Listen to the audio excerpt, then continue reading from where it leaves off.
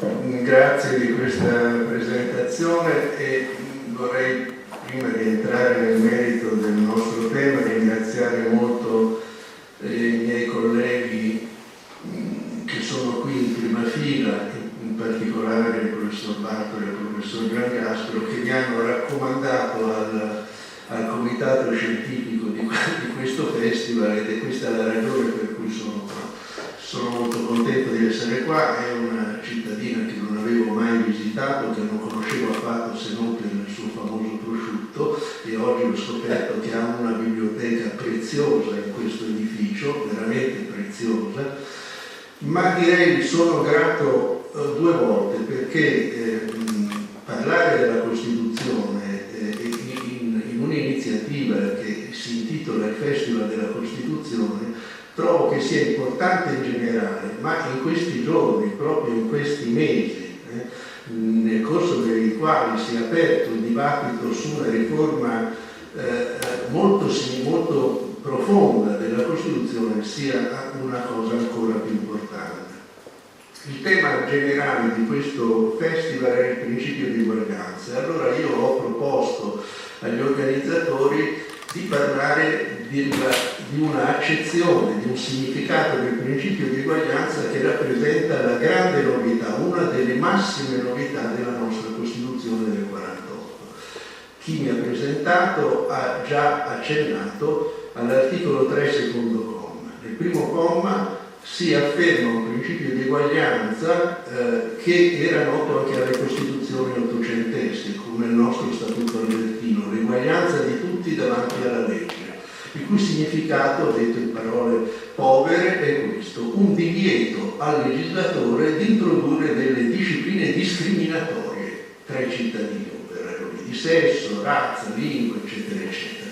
Quindi impone un obbligo negativo ai pubblici poteri e in particolare al legislatore. Tu non devi discriminare i cittadini. Il secondo comma si ispira a una logica in qualche modo opposta. Cioè, il secondo comma, dove dice che la Repubblica si impegna a rimuovere gli ostacoli di ordine economico e sociale che di fatto limitano l'uguaglianza tra i cittadini, vedete, è una logica opposta. Impone un obbligo positivo ai pubblici poteri. Tu Stato, tu Regione, tu Provincia, tu Comune, devi fare in modo, mettere in campo delle politiche in grado di rimuovere le diseguaglianze che esistono di fatto nella società. Con quale obiettivo? Di ridurle progressivamente, quindi arrivare a un obiettivo che non è più solo l'eguaglianza formale davanti alla legge, è un'eguaglianza di tipo sostanziale. Questa norma, l'articolo 3, secondo comma, è un po' come dire la bandiera del nuovo Stato sociale costituzionale che nasce con la Costituzione italiana del 1948 e che si ritrova, seppure con una dizione diversa, un po' in tutte le Costituzioni coeve del secondo dopoguerra in Europa. Da dove vengono questi diritti sociali? È una novità assoluta di queste Costituzioni e della nostra Costituzione del 48. Il principio di uguaglianza sostanziale, che segna un programma, lo Stato deve rimuovere, è un programma per il futuro. Era un concetto totalmente estraneo al vecchio Stato liberale ottocentesco. Se noi adesso vi leggerò una piccola citazione tratta dal più famoso commentario allo Statuto albertino,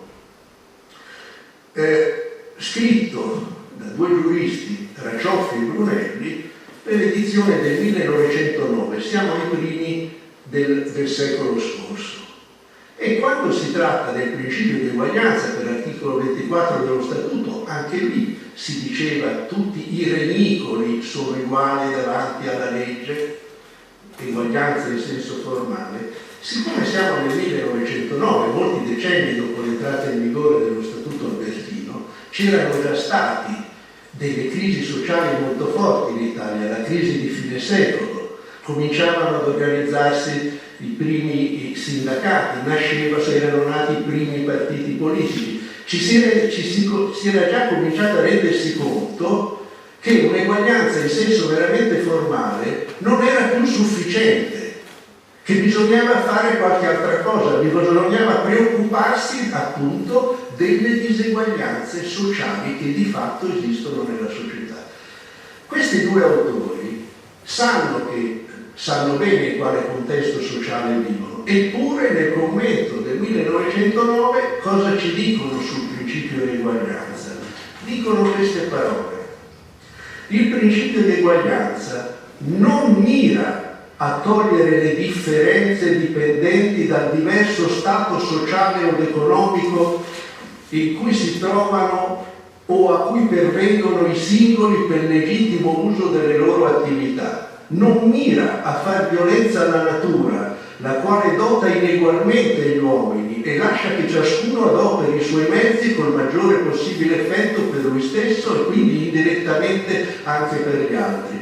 Codesta specie di eguaglianza, cioè quella che mirasse ad eliminare le diseguaglianze di fatto, sarebbe abbassamento dei forti a livello degli umili per non potersi elevare questi all'altezza di quelli.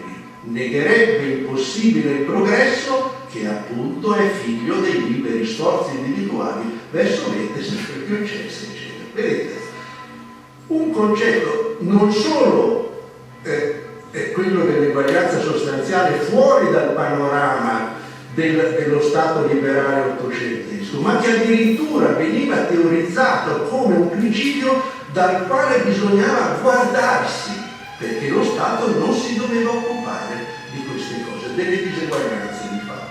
Con la Costituzione del 48 e le Costituzioni coeve si ribalta questa logica.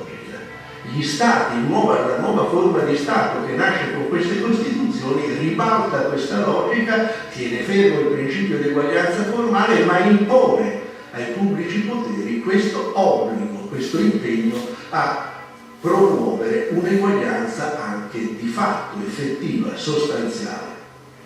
Questa norma è per l'appunto la norma di base dei diritti sociali. A questa norma si legano tante altre disposizioni costituzionali che definiscono cosa sono in particolare i diritti sociali.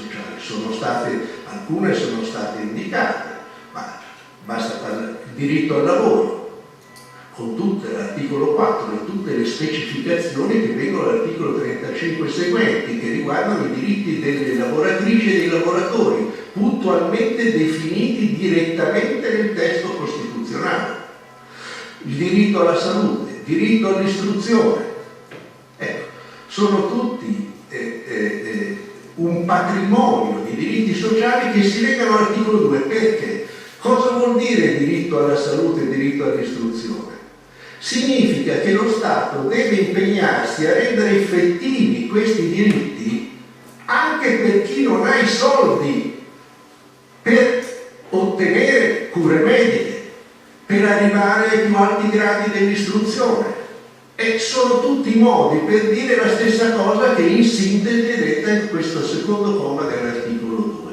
Per questi beni assoluti, l'istruzione, la sanità, bisogna che lo Stato lo Stato vuol dire l'insieme dei pubblici poteri, a partire dal legislatore, si impegni a far sì che questi diritti siano effettivi per tutti, indipendentemente dalle condizioni economiche e sociali. Quindi una novità assoluta. Il dibattito su questo aspetto della Costituzione del 48 non è stato un dibattito lineare.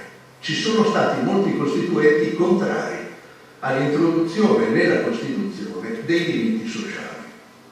Perché? Uno di questi fu Calamandrei, certamente non un reazionario.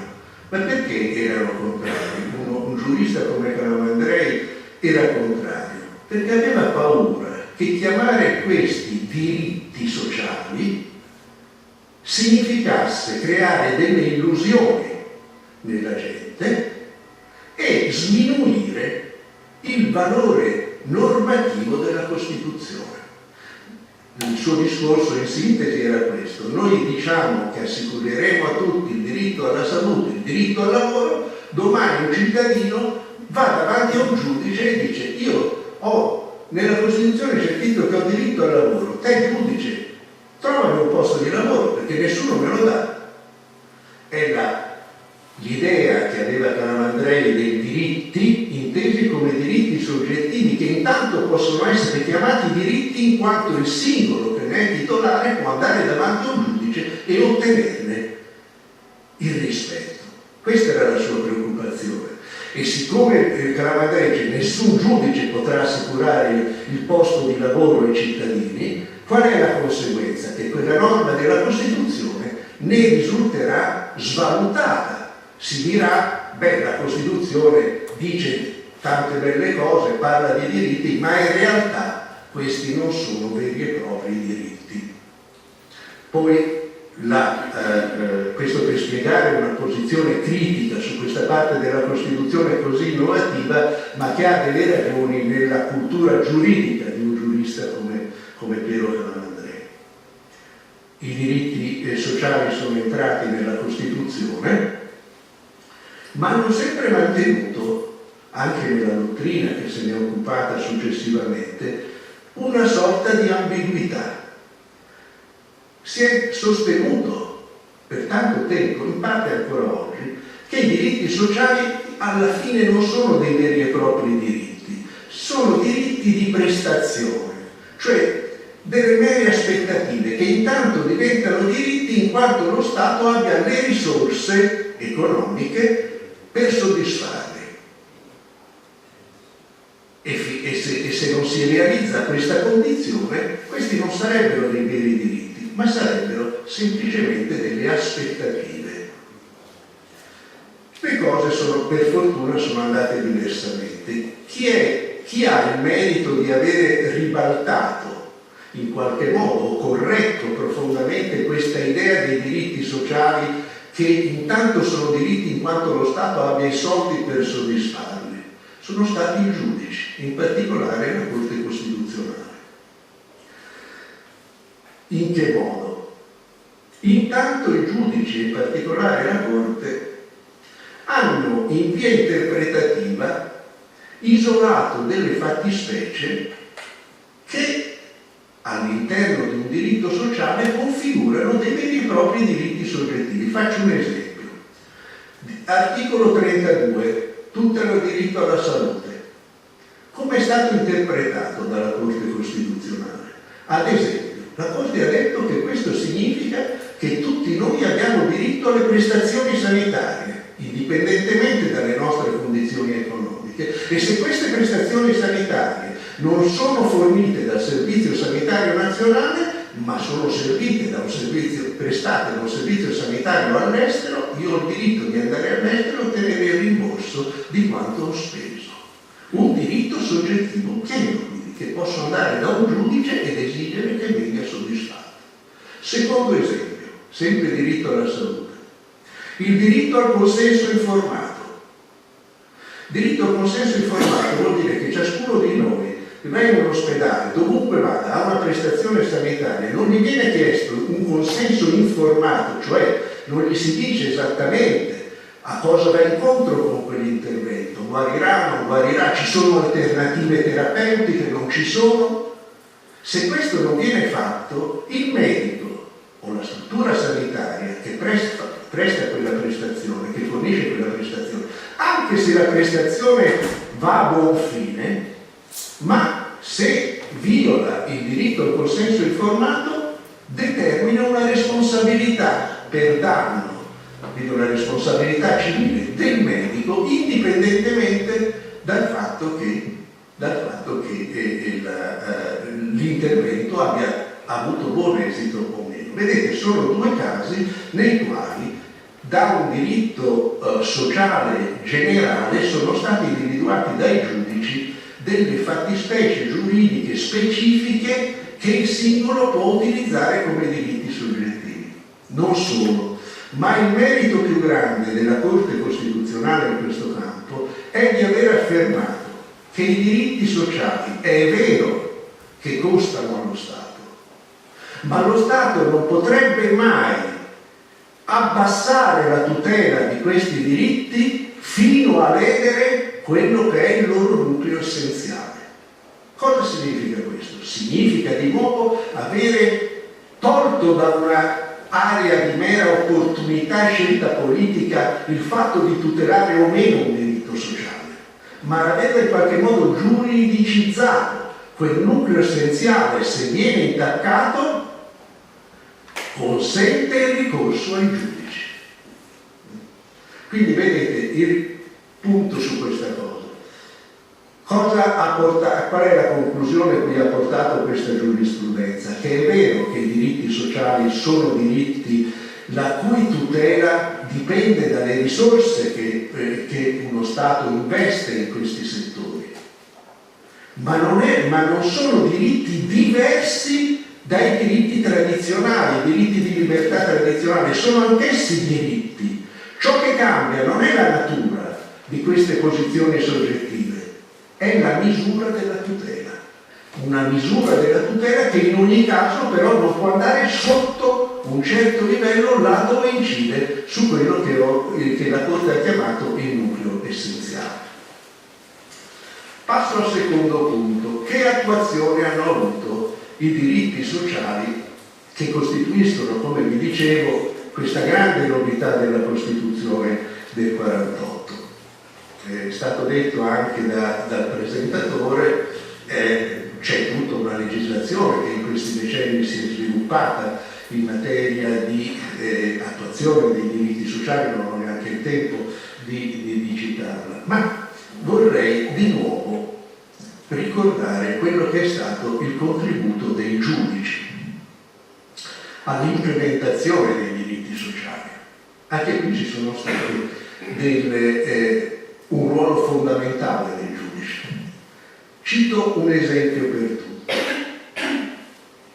L'articolo 36 della Costituzione che afferma che ogni lavoratore ha diritto a una retribuzione proporzionata alla prestazione lavorativa che fornisce al datore di lavoro, e aggiunge e comunque sufficiente ad assicurare a sé e alla famiglia una vita libera e dignitosa. Ora io chiedo a voi, un testo di legge di questo genere, più generico di così non potrebbe essere. Si potrebbe immaginare che questa dizione, come si fa a stabilire una retribuzione idonea a garantire a sé e alla sua famiglia una vita libera e dignitosa? Quindi un'affermazione bellissima, un'affermazione di principio bellissima, ma si potrebbe ritenere applicabile davanti a un giudice? Che io vado davanti a un giudice e dico: guardi che la mia retribuzione viola l'articolo 36 è talmente bassa che non sono in grado. Tutti noi cosa diremo? No, non è possibile. E invece è stato proprio così. I giudici del lavoro e poi la Cassazione hanno ritenuto questa norma direttamente applicabile. E come hanno fatto a quantificare? Come dovevano quantificare? Un giudice quando decide una causa non può fare dei discorsi di principio, deve quantificare, cioè sì, c'hai ragione.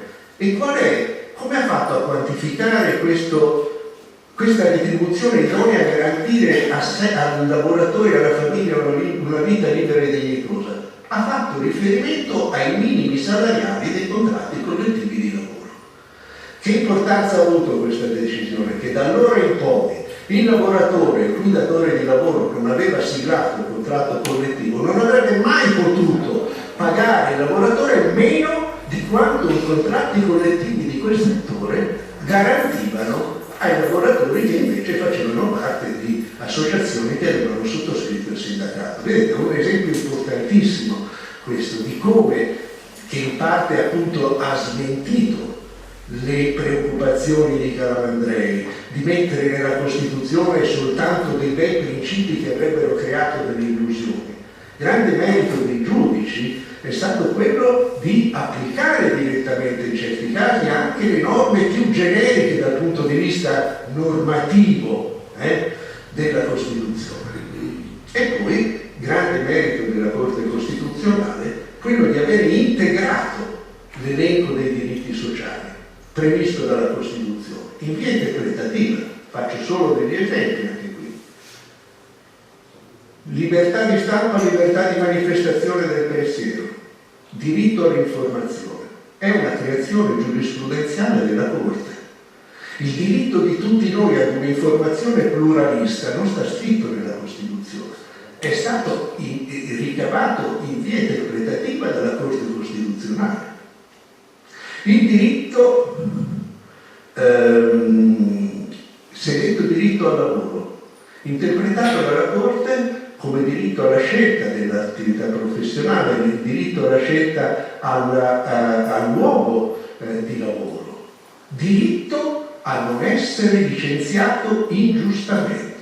Non c'è scritto, queste cose non stanno scritte nella Costituzione, sono state ricavate in via interpretativa dalla Corte sulla base di quel paradigma. Tutti hanno diritto al lavoro. Ancora, diritto all'ambiente salubre, non sta scritto nella Costituzione. La Costituzione parla solo di tutela della salute e tutela del paesaggio. La Corte ha detto no, c'è un valore costituzionale che è il diritto di tutti noi a vivere in un ambiente salubre, non solo di andare all'ospedale e di essere curati, ma di vivere in un ambiente salubre. Il diritto all'abitazione non sta scritto nella Costituzione, lo ha ricavato la Corte Costituzionale. Quindi vedete, da una parte certamente il legislatore ha svolto, qui il discorso sarebbe troppo lungo, l'ha svolto bene, l'ha svolto male, l'ha svolto in modo insufficiente, d'accordo, ma un ruolo molto importante lo hanno svolto i giudici, non solo il giudice costituzionale ma anche il giudice comune, il giudice di merito. E questo ci dice una cosa importante, che oggi i diritti sociali si collocano su un crinale nel quale non sono né appannaggio esclusivo del legislatore né appannaggio ovviamente esclusivo del giudice, ma entrambi questi poteri, il legislatore e il giudice, hanno un compito e hanno svolto e dovranno svolgere anche in futuro un compito fondamentale in questo campo, giudici e legislatori. Terzo punto, quali sono i riflessi che su questi diritti sociali ha prodotto e sta producendo questa lunghissima crisi economico-finanziaria che dal 2009 in poi noi ci troviamo, noi come tanti altri paesi europei, a fronteggiare. È evidente che per quello che abbiamo detto fino ad ora i diritti sociali, nonostante abbiano la natura, come vi dicevo, di veri e propri diritti, sono diritti che impegnano le risorse economiche di uno Stato. No? Ed è evidente quindi che in tempi di crisi economica e finanziaria il livello della tutela si stia progressivamente abbassando. La cosiddetta spending review colpisce anche ovviamente le spese per i diritti sociali, ma questo da un certo punto di vista è in qualche modo inevitabile, non è questo il punto sul quale voglio richiamare la vostra attenzione. Se uno Stato ha, come il nostro, grossi problemi economico-finanziari, è evidente che si deve porre il problema di dove distribuire le poche risorse che ha e che se c'è un sistema di protezione sociale particolarmente sviluppato, anche quello andrà colpito in termini quantitativi. Ma non è questo il punto critico che voglio sottoporre alla vostra attenzione. Noi non ci troviamo soltanto di fronte ad un abbassamento delle tutele dei diritti sociali, noi stiamo assistendo in questi anni a un vero e proprio mutamento di paradigma. Uno dei paradigmi costituzionali fondanti è il paradigma lavoristico, a partire dal primo comma del primo articolo della Costituzione. La nostra è una democrazia, è una repubblica democratica fondata sul lavoro. Sta scritto nelle prime due righe, nel primo rigo della nostra Costituzione. Ed è un paradigma, questo della tutela del lavoro, come valore fondante del nuovo Stato democratico, che ha poi i suoi corollari nell'articolo 4, nell'articolo 35 e seguenti, quelli che vi ho ricordato un momento fa. Al centro di questa filosofia c'è la persona, lo diceva ieri Tesauro, con le sue esigenze, e la prima esigenza di una persona è il lavoro come elemento di promozione sociale. di ciascuno di noi e di partecipazione alla vita politica e sociale.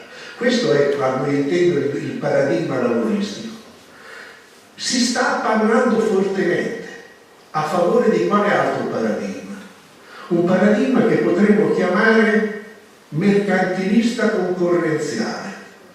Oggi, sempre di più, la preoccupazione del nostro Stato, ma non solo del nostro Stato, non è più la persona del lavoratore, ma è un altro soggetto sociale, è l'impresa. L'impresa che va tutelata in primo luogo in modo da garantirne o favorirne una maggiore competitività su un mercato globalizzato. Questa è l'attenzione principale che oggi hanno i pubblici poteri, e non solo in Italia. Ma voi capite che questo sposta il discorso, è un'altra dimensione, in qualche modo capovolta. Che cosa vuol dire puntare tutto sull'impresa e sulla sua competitività sul mercato globale? Significa che ci si affida per la soddisfazione delle esigenze del singolo lavoratore, ci si affida al mercato, al fatto che le nostre imprese, quelle che danno lavoro, risultino così competitive sul mercato globale da poter assorbire forza lavoro, e quindi si affida a questo meccanismo, che è un tipico meccanismo di mercato, la soddisfazione di esigenze che invece i costituenti avevano immaginato come prioritarie. E qual è la conseguenza di questo nuovo paradigma? Che le libertà del singolo e i diritti del singolo vengono messi in secondo piano rispetto alle libertà economiche, l'esatto opposto di quello che i costituenti avevano immaginato. Allora questo è un elemento sul quale merita riflettere e sul quale volevo attirare la vostra attenzione. È un discorso veramente teorico da professori? No. Faccio un solo esempio. Non so se avete sentito, sono circa 15-20 anni che discutiamo dello Statuto dei lavoratori, una legge del 70. In questa legge c'è un articolo, l'articolo 18, che dava attuazione ad un principio affermato dalla Corte Costituzionale. L'articolo 4, quando dice che tutti abbiamo diritto al lavoro, significa che tutti abbiamo diritto a non essere licenziati ingiustamente. Quell'articolo 18 diceva: se sei licenziato ingiustamente, per giusto motivo, giusta causa, il giudice ti dà ragione, il datore di lavoro è obbligato a riprenderti. Ci sono state varie proposte per eliminarlo, ma non è questo, voglio centrare il discorso. Come mai è stato cambiato da questo governo col famoso Jobs Act e nessuno, in fondo nemmeno i sindacati hanno reagito più di tanto? Che cosa dice oggi il nuovo articolo 18? Che a parte i licenziamenti per discriminazione, per gli altri, anche se non c'è giusta causa o giusto motivo, puoi essere licenziato e si monetarizza il diritto del lavoratore. Il datore di lavoro ti dà un po' di soldi e te ne trovi un altro di lavoro. Perché è stata fatta questa cosa? Qual è stata la giustificazione? Non mi interessa adesso entrare nel... Qual è stata la giustificazione del governo? Il vecchio articolo 118 riduce la competitività delle imprese, impedisce ai capitali esteri di venire qui perché non hanno la possibilità, se c'è un lavoratore cialtrone, di licenziarlo. Vedete la logica com'è cambiata? Nel 70 questa è stata considerata una norma che attuava un principio costituzionale.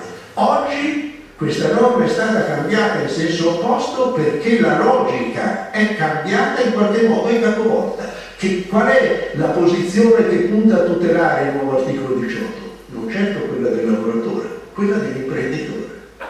Vedete che c'è uno spostamento molto forte, quindi questo cambio di paradigma da un paradigma di tipo lavorista a un paradigma di tipo mercantilista concorrenziale è qualche cosa che ha delle conseguenze molto precise nella vita di tutti noi. Quindi è qualche cosa, è un problema sul quale vale la pena riflettere. C'è la possibilità, sono all'ultimo punto, poi possiamo fare un po' di dibattito, c'è la possibilità che questa tendenza venga in qualche modo, ci sono delle vie d'uscita a questa tendenza.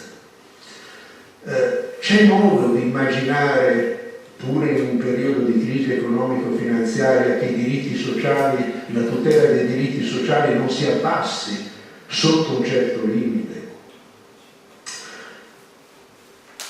Ci sono delle vie d'uscita, sia sul piano nazionale che sul piano, come dire, più ampio, sul piano internazionale, in particolare europeo. Sul piano nazionale, come si finanziano i diritti sociali? Si finanziano con la fiscalità generale. Quindi è evidente che uno dei modi per contenere un abbassamento troppo forte della tutela dei diritti sociali è quello di incidere sul nostro sistema fiscale. Ora, il nostro sistema fiscale si è dimenticato da sempre di un principio che è scritto nella Costituzione all'articolo 53, il principio della progressività del prelievo fiscale, che non vuol dire, come molti credono, proporzionalità, nel senso che io guadagno 10, pago 5, te guadagni 20, paghi 10. No. Progressività vuol dire attribuire al sistema fiscale un compito redistributivo. Se te guadagni 20, non paghi 10, 5 più 5, paghi 8, cioè paghi più che proporzionale, perché mi serve per redistribuire, per fare una politica di redistribuzione del reddito. Questo principio di progressività è uno dei principi costituzionali più dimenticati dal legislatore. Questa è una possibile strada che è ad esempio in grado forse di arrestare questo progressivo ampliamento che voi registrate facilmente, la forbice tra chi ha più e chi ha meno si sta divaricando sempre di più. Questa è un'altra conseguenza di periodi di crisi che non vengano governati in modo equo. Seconda possibilità, questa più discutibile, ma in qualche modo già intrapresa, per esempio, nel nostro Paese, eliminare quelle discipline egualitariste che si trasformano in un egualitarismo ingiusto. Faccio un esempio.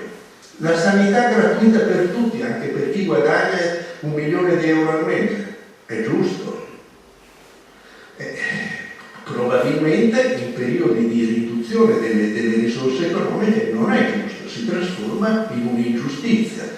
Dicevo che nel nostro paese già si è fatto qualche passo in questa direzione. I ticket, ciascuno di noi deve andare all'ASL a dichiarare a che fascia di reddito appartiene, perché quando vai in farmacia glielo chiedono e paga più o meno a seconda del reddito. Sono tutte cose che sono piccoli esempi, ma sui quali probabilmente bisognerebbe andare avanti se si vuole mantenere, per chi davvero ha più bisogno, un livello, uno standard dignitoso di tutela dei diritti sociali. Altri hanno parlato, potrebbe essere un'altra strada, quella di immaginare che se i poteri pubblici, il pubblico ha sempre meno soldi, si possono immaginare delle forme di collaborazione pubblico-privato, almeno in relazione a certi servizi sociali. Sono tutte strade che non risolvono il problema, ma che quantomeno possono aiutare a mantenere un livello, uno standard di tutela dei diritti sociali sufficientemente dignitoso. Ma il vero punto, dal mio punto di vista, la vera via d'uscita è naturalmente l'Europa. Questa crisi non è una crisi dell'Italia, crisi economico-finanziaria, è una crisi che investe tutti i paesi e la soluzione va trovata ad un livello diverso da quello statale. Ma come ci ha ricordato ieri molto bene Giuseppe Tesano, l'Europa presenta un limite fondamentale. Presenta, come dire, una discrasia fortissima tra alcuni elementi della sovranità statuale che sono stati comunitarizzati, pensate alla moneta unica, e altri che sono stati invece lasciati all'autonomia dei singoli stati. Tutta la politica economica, le scelte di politica economica, per l'appunto quelle che incidono sulla tutela dei diritti sociali, fanno ancora parte della sovranità dei singoli stati. Ad esempio, si parla da 20 anni di arrivare quantomeno ad un'armonizzazione delle legislazioni fiscali dei vari stati, non ci si è mai arrivati. Quindi voi capite che da una parte l'Unione Europea ha unificato uno degli elementi delle politiche economiche, cioè la moneta, ma ha lasciato tutto il resto agli stati. Questo meccanismo non può funzionare. Non può funzionare e ricadrà inevitabilmente sul piano delle tutele dei diritti sociali. Quindi la vera strada per mantenere uno standard che questa tutela non si abbassi sotto un certo livello è solo quella di puntare ad un'integrazione europea che ricucia, che rimetta insieme i vari elementi essenziali di una politica economica comune. Diversamente anche questi strumenti che si possono attivare sul piano interno temo che avranno poco successo, ma con una conseguenza, ripeto, molto più di lungo periodo. Cioè, se noi non riusciamo, anche attraverso l'Europa, a ridurre questa progressiva diminuzione della tutela dei diritti sociali, rafforzeremo inevitabilmente quel paradigma mercantilista concorrenziale a cui alludevo prima, che non sarà più allora a quel momento una tendenza transitoria per far fronte ad un'emergenza economico-finanziaria, diventerà il nuovo paradigma dei nostri ordinamenti costituzionali, con un ribaltamento molto forte rispetto all'ispirazione della nostra Costituzione, ma non solo della nostra, di tutte le Costituzioni dell'immediato dopoguerra. Concludo. Una conclusione triste? No, per nulla. Le strade ci sono per recuperare il vecchio paradigma e ribaltarlo sul piano europeo. Del resto, la storia dei diritti, non solo dei diritti sociali, ma anche dei diritti di libertà tradizionali, ha conosciuto sempre dei momenti di avanzamento, dei momenti di stop, dei momenti addirittura di arretramento, ma sempre poi c'è stata una ripresa. Quindi noi adesso siamo in una fase di transizione in cui alcuni principi che sono stati il cardine del costituzionalismo contemporaneo del secondo dopoguerra, che hanno innervato questo Stato costituzionale e sociale nel cui viviamo in Europa, sono in grande crisi. Credo che discutere di queste cose dovrebbe portarci non ad un atteggiamento di rassegnazione, ma al contrario, un atteggiamento di impegno e di recupero